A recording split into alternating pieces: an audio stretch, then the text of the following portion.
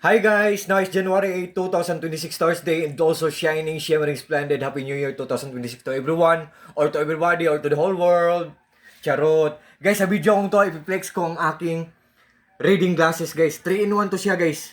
Kasi reading glasses pa siya, anti-radiation pa siya, at the same time, photochromic din siya guys. Ito guys. Photochromic guys, it means or ang ibig sabihin nun, kung matatamaan siya ng full heat of the sun or init ng araw, magiging tinted ang mga glasses niya guys.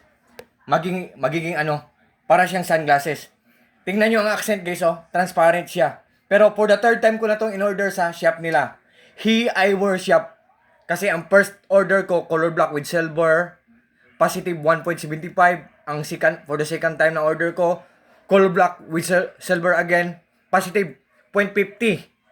At for the third time and for the last time, ito sa akin, positive 1.25.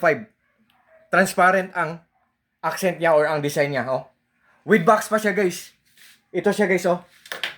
Ang box niya, ano, may punas pa, pang wipe na, ano, free. Yan. Ang mura-mura lang, guys. Tapos, very versatile, guys. Versatile or very useful talaga, guys. Ang ganda. Tapos, I think, guys, hindi lang sa pag-exaggerate, guys, ha. Accurate talaga siya, guys. Kasi, kung ano ang grade mo sa mamahalin na reading glasses, same din sa ano.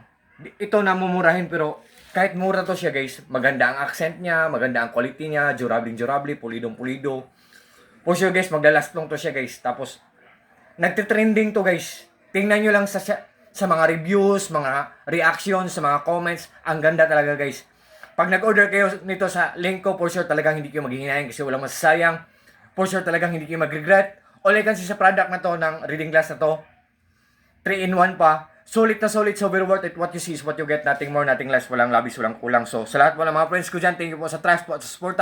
God bless po sa ating lahat or God bless us all. That's all.